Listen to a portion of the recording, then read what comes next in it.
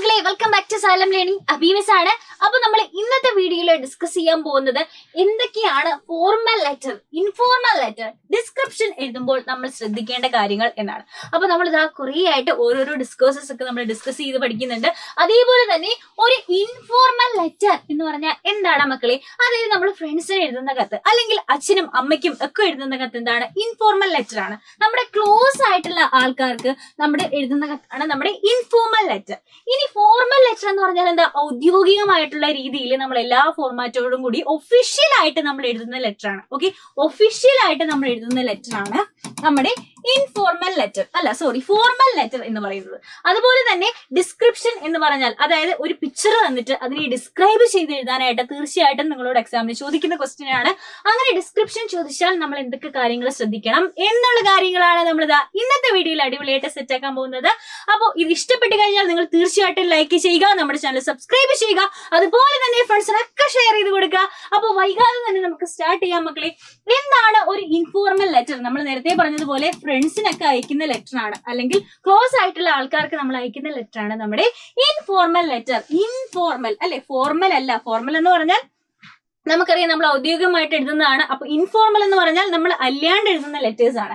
അപ്പൊ നമുക്ക് ഈ ഇൻഫോർമൽ ലെറ്റർ എന്ന് പറഞ്ഞാൽ നോൺ ഒഫീഷ്യൽ ആയിട്ടുള്ള ഒരു ലെറ്റർ ആണ്. നമ്മൾ യൂഷ്വലി നമ്മുടെ ഫ്രണ്ട്സിന്, ഫാമിലിക്ക്, റിലേറ്റീവ്സിന് ഒക്കെ എഴുതുന്ന ലെറ്ററിനെയാണ് നമ്മൾ ഇൻഫോർമൽ ലെറ്റർ എന്ന് പറയുന്നത്. ഇത് പേഴ്സണൽ ലെറ്റേഴ്സ് ആയിരിക്കും. അപ്പൊ നമ്മൾ എന്തുണ്ട് വിശേഷം, സുഖമല്ലേ, ഇവിടെ ഇന്ന കാര്യങ്ങൾ നടന്നു, ക്രിസ്മസിന് ഇന്നയൊക്കെ ഡ്രസ്സ് വാങ്ങിച്ചു, അല്ലെങ്കിൽ ക്രിസ്മസ് ആഘോഷം അങ്ങനെയാണ് ഇങ്ങനെയാണ് എന്നൊക്കെ പറഞ്ഞിട്ട് നമ്മൾ ഫ്രണ്ട്സിന് കാഷ്വൽ ആയിട്ട് എഴുതി അങ്ങോട്ട് വിടില്ലേ? നമ്മൾ മെസ്സേജ് ഒക്കെ അയക്കുന്ന പോലെ, ചാറ്റ് ഒക്കെ ചെയ്യുന്ന പോലെ ചെയ്യുന്ന ലെറ്റേഴ്സ് ആണ് നമ്മുടെ ഇൻഫോർമൽ ലെറ്റേഴ്സ്. അതെന്താണ്? Not used for official purposes. Official പർപ്പസസിന് നമ്മൾ യൂസ് ചെയ്യില്ല. ഓക്കെ, ഒഫീഷ്യൽ പർപ്പസിന് നമ്മൾ യൂസ് ചെയ്യാത്ത ലെറ്റേഴ്സിനെയാണ് നമ്മൾ ഇൻഫോർമൽ ലെറ്റേഴ്സ് എന്ന് പറയുന്നത്. ഫോർ എക്സാമ്പിൾ, നിങ്ങൾക്കറിയാം നമ്മുടെ ഷമീം സാറിനെ നമുക്കറിയാല്ലേ. അപ്പൊ ഷമീം സാറ് എപ്പോ ക്ലാസ് എടുത്താലും, അല്ലെങ്കിൽ എപ്പോ ഒരു വീഡിയോ എടുത്താലും, ഒരു സെൽഫി വീഡിയോ എടുത്ത് അയക്കാൻ പറഞ്ഞാലും ആദ്യം തന്നെ തുടങ്ങുന്നത് എങ്ങനെയാണെന്നറിയോ? ഹായ് ഹായ് ഹായ് എന്ന് പറഞ്ഞിട്ടാണ് തുടങ്ങുക. അപ്പൊ എല്ലാവരും ഇടയ്ക്ക് പറഞ്ഞു കൊടുക്കും, സാർ ഒന്ന് മാറ്റി പിടിച്ചൂടെ, ഒന്ന് വെറൈറ്റി ആക്കിക്കൂടെ, ഈ ഹായ് ഹായ് ഹായ് ഒന്ന് മാറ്റിക്കൂടി എന്ന് സാറിനോട് എല്ലാവരും എപ്പോഴും പറയുന്ന കാര്യമാണ്. അപ്പോൾ ഈ കാര്യം പറഞ്ഞുകൊണ്ട് നമുക്ക് സാറിനൊരു കത്തയക്കാം. അപ്പൊ മിസ് സാറിന് ഈ ഹായ് ഹായ് ഹായ് ഒന്ന് മാറ്റി പിടിക്കൂ സാർ എന്ന് ചോദിക്കാൻ വേണ്ടിയിട്ട് ഒരു കത്ത് എഴുതുകയാണ്. അപ്പൊ ഇങ്ങനെ ഒരു കത്ത് എഴുതാൻ വേണ്ടിയിട്ട് നമ്മൾ എന്ത് കാര്യങ്ങൾ എന്തൊക്കെയാണ്? നമ്മുടെ കൂടെ വർക്ക് ചെയ്യുന്ന ആളാണ്, അപ്പൊ നമുക്ക് അറിയുന്ന ക്ലോസ് ആയിട്ടുള്ള ഒരു ഫ്രണ്ട് ആണല്ലേ. അപ്പൊ നമ്മൾ ഇൻഫോർമൽ ലെറ്റർ ആണ് തീർച്ചയായിട്ടും എഴുതുക. ഇൻഫോർമൽ ലെറ്റർ ആണെങ്കിൽ നമ്മൾ എന്ത് ചെയ്യണം? നെയിം എഴുതണം. Okay, from address. ഫ്രം ആരാണ്? ഞാനാണ് അല്ലെ. അപ്പൊ ഫ്രം അബീമിസ് ആണ്. ഓക്കെ, അബീമിസ് ആണ്. ഫ്രം അഡ്രസ് എഴുതി, അതുപോലെ തന്നെ നമ്മൾ ഡേറ്റ് എഴുതുക. ഓക്കെ, ഫ്രം അഡ്രസ് എഴുതി, ഡേറ്റ് എഴുതി, പിന്നെ നമ്മൾ സല്യൂട്ടേഷൻ. അപ്പോ ഡിയർ കുട്ടിപ്പ എന്ന് നമുക്ക് എഴുതാം അല്ലെ, ഡിയർ ഷമീം സാർ എന്നൊക്കെ പറഞ്ഞിട്ട് നമ്മൾ ഓമന പേരൊക്കെ വിളിച്ചിട്ട് വേണമെങ്കിൽ എഴുതാം. സല്യൂട്ടേഷൻ കൊടുക്കുക. അതുപോലെ തന്നെ മെയിൻ ബോഡി സാറിന്റെ ഹായ് ഹായ് ഹായ് ഒന്ന് മാറ്റിക്കൂടെ, ഹായ് ഹായ് ഹായ് ഒന്ന് മാറ്റിക്കൂടെ, യെസ് ഒന്ന് മാറ്റിക്കൂടെ എന്ന് ചോദിച്ചുകൊണ്ട് നമുക്ക് എന്ത് ചെയ്യാം? അതിന്റെ കാര്യങ്ങളൊക്കെ എക്സ്പ്ലെയിൻ ചെയ്തിട്ട് ഇത് ഒന്ന് വെറൈറ്റി ആക്കി കൂടെ സാർ എന്നൊക്കെ ചോദിച്ചിട്ട് നമുക്ക് ഇങ്ങോട്ട് കാച്ചാം. ഓക്കെ, അപ്പൊ മെയിൻ ബോഡിയിൽ അത് എഴുതുക. അതുപോലെ തന്നെ ലീവ് ടേക്കിംഗ്. അപ്പൊ ഈ പറഞ്ഞ കാര്യങ്ങളൊക്കെ സാർ ചെയ്യും എന്ന് പ്രതീക്ഷിക്കുന്നു എന്നൊക്കെ പറഞ്ഞിട്ട് നമുക്ക് അവസാനം ഒന്ന് എൻഡ് ചെയ്യാം വിത്ത് സിൻസിയർലി അല്ലെങ്കിൽ ലവിംഗ്ലി എന്നൊക്കെ പറഞ്ഞിട്ട് നമുക്ക് എന്ത് ചെയ്യാം? എൻഡ് ചെയ്യാം. അതുപോലെ ക്ലോസിംഗ് ഫ്രേസും കൂടെ ആഡ് ചെയ്ത് കഴിഞ്ഞാൽ എന്തായി? നമ്മുടെ കത്തായി. അപ്പൊ കത്തിനതാ ഇൻഫോർമൽ ലെറ്ററിന് ഇത്രയും കാര്യങ്ങളേ ഉള്ളൂ. ആരാണ് എഴുതിയത്? ഡേറ്റ് എന്താണ്? അതുപോലെ തന്നെ ഡിയർ അച്ഛ, അല്ലെങ്കിൽ നമുക്കിപ്പോ അച്ഛനും അമ്മയ്ക്കും ആണെന്നുണ്ടെങ്കിൽ ഡിയർ പപ്പ മമ്മ, അല്ലെ ഫ്രണ്ട് ആണെങ്കിൽ ഫ്രണ്ടിന്റെ പേര് എഴുതുക. ആരാണോ സല്യൂട്ടേഷൻ കൊടുക്കുക, ബോഡി കൊടുക്കുക, അതുപോലെ തന്നെ ലീവ് ടേക്കിംഗ് കൊടുക്കുക, എൻഡ് ചെയ്യുക. ഇത്രയും കാര്യങ്ങളെ നമുക്ക് ഇൻഫോർമൽ ലെറ്ററിൽ എഴുതാനുള്ളൂ. സിമ്പിൾ ആണ് നമ്മുടെ ഇൻഫോർമൽ ലെറ്റർ എന്ന് പറഞ്ഞാൽ. ഇനി ഫോർമൽ ലെറ്റർ എന്ന് പറഞ്ഞാൽ കുറച്ചും കൂടി ഒഫീഷ്യൽ ആണ്, ഔദ്യോഗികമായിട്ട് നമ്മൾ എഴുതുന്നതാണ് നമ്മുടെ ഫോർമൽ ലെറ്റർ എന്ന് പറഞ്ഞാൽ. ഫോർമൽ ലെറ്റർ എങ്ങനെയാണ്?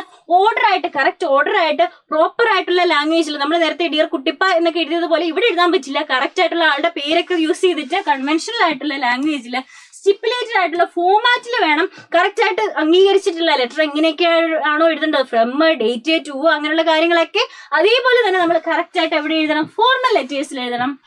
മാത്രമല്ല ഒഫീഷ്യൽ പർപ്പസസിന് മാത്രമാണ് നമ്മളിതാ ഫോർമൽ ലെറ്റേഴ്സ് യൂസ് ചെയ്യുന്നത്. ഇപ്പൊ നമുക്ക് മാനേജർക്ക് ഒരു കത്ത് എഴുതണം, അല്ലെങ്കിൽ നമ്മുടെ ചീഫ് മിനിസ്റ്റർക്ക് ഒരു കത്ത് എഴുതണം, അതല്ലാന്നുണ്ടെങ്കിൽ പ്രിൻസിപ്പാളിന്റെ കത്ത് എഴുതണം, സ്കൂളിലേക്കോ കോളേജിലേക്കോ അല്ലെങ്കിൽ എഡിറ്റർക്കോ ഒക്കെ കത്ത് എഴുതണമെന്നുണ്ടെങ്കിൽ നമ്മൾ എന്ത് ചെയ്യണം? നമ്മളിതാ അപ്പൊ ഫോർമലായിട്ട് ലെറ്റർ എഴുതിയേ പറ്റുള്ളൂ. അപ്പൊ ഇതേ സാധനം തന്നെ നമ്മൾ ഷമീം സാറിനോട് ഇതാ അപേക്ഷിച്ചു, നമ്മൾ പറഞ്ഞു കൊടുത്തു, എന്നിട്ടും സാർ അത് മാറ്റുന്നില്ല. അപ്പൊ നമ്മൾ എന്ത് ചെയ്യാൻ പോവാണ്? നമ്മളിതാ മുഖ്യമന്ത്രിക്ക് ഒരു നിവേദനം എഴുതാൻ പോവാണ്. ഷമീം സാറിനോട് ഒന്ന് പറഞ്ഞ് മനസ്സിലാക്കൂ, ഷമീം സാറിന്റെ ഹായ് മാറ്റാൻ സാർ ഒന്ന് പറഞ്ഞ് മനസ്സിലാക്കൂ എന്ന് നമ്മൾ ഔദ്യോഗികമായിട്ട് മുഖ്യമന്ത്രിക്കാണ് ഇത്തവണ കത്തെഴുതുന്നത്.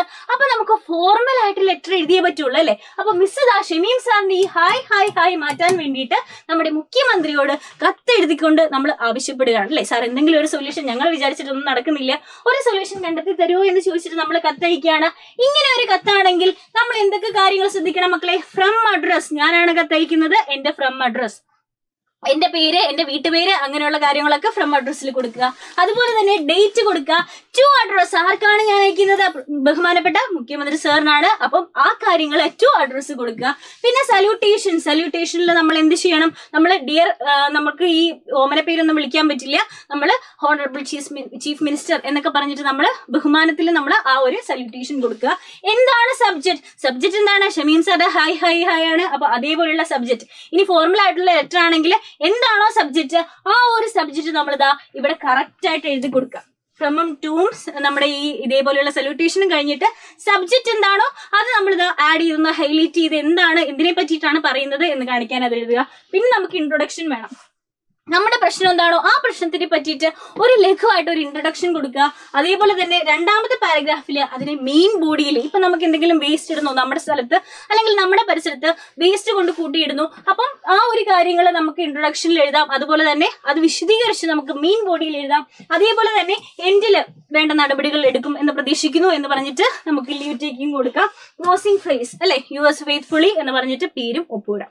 അപ്പൊ ഇങ്ങനെ ആയിരിക്കണം നമ്മുടെ എന്ത് എഴുതേണ്ടത്? നമ്മുടെ ഫോർമൽ ലെറ്റർ എഴുതേണ്ടത്. മിസ് ഇതിപ്പോ ഷമീം സാറെ എക്സാമ്പിൾ വെച്ച് പറഞ്ഞു എങ്കിലും ഏതൊരു വിഷയവും ഏതൊരു സബ്ജക്റ്റും ഫോർമൽ ലാംഗ്വേജിൽ അല്ലെ ഫോർമൽ ലെറ്റർ എഴുതാൻ പറയുമ്പോൾ ഈ ഒരു ഫോർമാറ്റ് നിങ്ങൾ ശ്രദ്ധിക്കുക. ഈ ഒരു ഫോർമാറ്റിലായിരിക്കണം നമ്മൾ എന്ത് എഴുതേണ്ടത്? ഫോർമൽ ലെറ്റർ എഴുതേണ്ടത്. അപ്പൊ ഒരു ലെറ്റർ എഴുതാൻ നമ്മളോട് ക്വസ്റ്റ്യൻ ചോദിച്ചാൽ അത് ഫോർമൽ ലെറ്റർ ആണോ ഇൻഫോർമൽ ലെറ്റർ ആണോ എന്ന് നമ്മൾ മനസ്സിലാക്കുക. അതനുസരിച്ച് നമ്മൾ അടുത്ത ഫ്രണ്ട്സിനും റിലേറ്റീവ്സിനും അറിയാവുന്ന ആൾക്കാർക്കൊക്കെയാണ് ഫോർമൽ ലെറ്റർ അയക്കുന്നത്. ഇൻഫോർമൽ ലെറ്റർ അയക്കുന്നത് ഫോർമൽ ലെറ്റേഴ്സ് നമ്മൾ നേരത്തെ പറഞ്ഞ പോലെയുള്ള അതോറിറ്റീസിന് അല്ലെങ്കിൽ എഡിറ്റേഴ്സിന് അല്ലെങ്കിൽ മാനേജർക്ക്, പ്രിൻസിപ്പളിന്, ഇങ്ങനെയുള്ള ആൾക്കാർക്കാണ് നമ്മൾ ഫോർമൽ ലെറ്റേഴ്സ് അയക്കുക. അപ്പൊ നമ്മളോട് പറഞ്ഞിരിക്കുന്നത് ഏത് ലെറ്റർ ആണെന്ന് ഐഡന്റിഫൈ ചെയ്ത് അതനുസരിച്ച് ഈ ഒരു മോഡലിലായിരിക്കണം നമ്മൾ എന്ത് ചെയ്യേണ്ടത്? ലെറ്റർ എഴുതേണ്ടത്. ഇതേപോലെയുള്ള ഒരു ഫോർമൽ ലെറ്ററിന്റെ ഒരു മോഡലാണ് മിസ് തന്നിരിക്കുന്നത്. ഇവിടെ ഫ്രം അഡ്രസ്, ഡേറ്റ് ഉണ്ട്, അതുപോലെ തന്നെ ടു അഡ്രസ് ഉണ്ട്, പിന്നെ സല്യൂട്ടേഷൻ ഉണ്ട്. സബ്ജക്ട് നമ്മൾ കറക്റ്റ് ആയിട്ട് കൊടുത്തിട്ടുണ്ട്. പിന്നെ ആദ്യം ഒരു ഇൻട്രൊഡക്ഷൻ കൊടുത്തിട്ടുണ്ട്, പിന്നെ നമ്മൾ ഡീറ്റെയിൽഡ് ആയിട്ട് കൊടുത്തിട്ടുണ്ട്, പിന്നെ നമ്മൾ ലീവ് ടേക്കിംഗ് ഉണ്ട്, പിന്നെ ക്ലോസിംഗ് ഫ്രേസ് ഉണ്ട്. ഓക്കെ, അപ്പൊ ഇത്രയും കാര്യങ്ങളിലാണ് നമ്മൾ എന്ത് ചെയ്യേണ്ടത്? നമ്മളിതാ ഫോർമൽ ലെറ്റർ എഴുതേണ്ടത്. അപ്പൊ ഫോർമൽ ലെറ്ററും ഇൻഫോർമൽ ലെറ്ററും നമ്മൾ പഠിച്ചു. ഇനി നമുക്ക് പഠിക്കാനുള്ളത് എന്താണ്? ഡിസ്ക്രിപ്ഷൻ ആണ്. ഒരു പിക്ചർ തന്നിട്ട് അതിനെ വിശദീകരിക്കുക, അതിനെ ഡിസ്ക്രൈബ് ചെയ്ത് എഴുതാൻ നമ്മളോട് തീർച്ചയായിട്ടും എക്സാമിന് ചോദിക്കുന്ന ഒരു ക്വസ്റ്റ്യൻ ആണ്. അങ്ങനെ ഒരു പിക്ചർ തന്നു കഴിഞ്ഞാൽ മക്കളെ ഇത് എവിടെ നോക്കിക്കേ? ശ്രീഭാവ മിസ് ഇങ്ങനെ നിന്നിട്ട് ചായ കുടിക്കുന്ന അല്ലെങ്കിൽ കാപ്പി കുടിക്കുന്ന ഒരു പിക്ചറാണ്. ഈ ഒരു പിക്ചർ നിങ്ങൾ മക്കളെ ഒന്ന് സൂക്ഷിച്ച് നോക്കിക്കേ. ഇവിടെ ശ്രീഭാവ മിസ്സിന്റെ കയ്യിൽ എന്തുണ്ട്? ഒരു വെള്ള കപ്പ് ഉണ്ട്. പിന്നെ എന്താണ്? ഒരു ഇളിഞ്ഞ എക്സ്പ്രഷൻ ഉണ്ട്. നോക്കിക്കേ, ഇങ്ങനെ ഒരു എക്സ്പ്രഷൻ ഉണ്ട്. മിസ് ഒരു ബ്ലാക്കിൽ വൈറ്റ് ഡോട്ടുള്ള ഒരു ഡ്രസ്സാണ് ഇട്ടിരിക്കുന്നത്. കയ്യിൽ വാച്ച് ഉണ്ട്, ബ്ലാക്ക് മുടിയാണ്, എക്സ്പ്രഷൻ കുറച്ച് സങ്കടപ്പെട്ടിട്ടുള്ളതാണ് എന്നൊക്കെ ഈ ഒരു പിക്ചറിനെ നമുക്ക് ഡിസ്ക്രൈബ് ചെയ്തത് അല്ലെ? അപ്പൊ ഈ ഒരു പിക്ചറിനെ നമ്മൾ വിവരിച്ചതുപോലെ നിങ്ങൾക്ക് ഏതൊരു പിക്ചറാണോ വിവരിക്കാൻ തരുന്നത് ആ ഒരു പിക്ചറിനെ നിങ്ങൾ നോക്കുക. ആ ഒരു പിക്ചറിൽ എന്തൊക്കെ കാണുന്നുണ്ട് ആ കാര്യങ്ങൾ വിവരിച്ചത് മാത്രം എഴുതിയാൽ മതി നമ്മൾ പിക്ചർ ഡിസ്ക്രിപ്ഷനിൽ. അതൊന്നും കൂടെ ശ്രദ്ധിച്ചു കഴിഞ്ഞാൽ ഇവിടെ നോക്കിക്കേ, ശ്രീഭാമ മിസ്സും കൂടെ നിൽക്കുന്ന ഒരു പിക്ചറാണല്ലേ. ഇവിടെ നോക്കിക്കഴിഞ്ഞാൽ മക്കളെ നോക്കിക്കേ, നിങ്ങൾക്ക് രണ്ട് സുന്ദരികളെ കാണാം. കണ്ടോ? മിസ് ഒരു റെഡ് പൊട്ട് തൊട്ടിട്ടുണ്ട്. ശ്രീഭാമ മിസ്സിന്റെ ഫോൺ ഉണ്ട്. അതുപോലെ നമ്മൾ കാട്ടിലാണ് നിൽക്കുന്നത്. ഇങ്ങനെയുള്ള കാര്യങ്ങളൊക്കെ വിശദീകരിച്ച് ഡിസ്ക്രൈബ് ചെയ്ത് നമുക്ക് എഴുതാം. ഇതുപോലെ ഏതൊരു പിക്ചർ തന്നാലും നിങ്ങൾ എന്ത് ചെയ്യുക? ആ പിക്ചറിലുള്ള എല്ലാ മൈന്യൂട്ട് ഡീറ്റെയിൽസും അതിന്റെ മെസ്സേജ് എന്താണ്, അല്ലെങ്കിൽ ആ ഒരു പിക്ചർ കൊണ്ട് എന്താണ് ഉദ്ദേശിക്കുന്നത്, ഇതൊരു അടിപൊളി പിക്ചറാണ് എന്നൊക്കെ പറഞ്ഞിട്ട് നിങ്ങൾക്ക് എന്ത് ചെയ്യാം? അതിലുള്ള ഡിസ്ക്രിപ്ഷൻസ് കണ്ടിന്യൂ ചെയ്യാം, കംപ്ലീറ്റ് ആയിട്ട് എഴുതാം. ഇങ്ങനെയാണ് നമ്മൾ പിക്ചർ ഡിസ്ക്രിപ്ഷൻ എഴുതേണ്ടത്. അപ്പൊ എങ്ങനെയാണ് ഫോർമൽ ലെറ്ററും ഇൻഫോർമൽ ലെറ്ററും ഡിസ്ക്രിപ്ഷൻ എഴുതേണ്ടത് എന്ന് അടിപൊളിയായിട്ട് നിങ്ങൾക്ക് മനസ്സിലായി എന്ന് വിശ്വസിക്കുന്നു. അപ്പൊ എക്സാമിന് എങ്ങനെ ക്വസ്റ്റ്യൻസ് ചോദിച്ചാലും ഇതേ ഫോർമാറ്റിൽ എഴുതുക, സെറ്റായിട്ട് അടിപൊളിയായിട്ട് മാർക്ക് വാങ്ങിക്കുക. അപ്പൊ ഇതുപോലുള്ള വീഡിയോസ് ആയിട്ട് നമുക്ക് ഇനിയും കാണാം. അതുവരെ ചാച്ചാ ബൈ ബൈ, ടേക്ക് കെയർ.